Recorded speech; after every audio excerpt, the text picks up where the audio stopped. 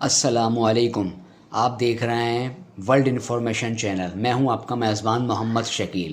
آج میں آپ کو پاکستان کے بارے میں اور پاکستان کے 4 اطراف واقع ممالک کے بارے میں کچھ بتانے والا ہوں۔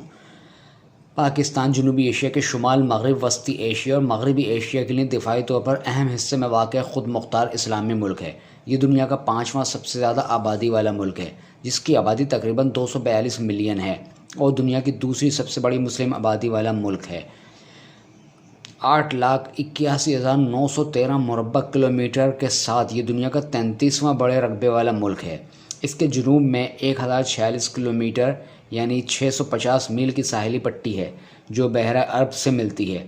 پاکستان کے مشرق میں بھارت، شمال مغرب میں چین اور مغرب میں افغانستان اور ایران واقع ہے۔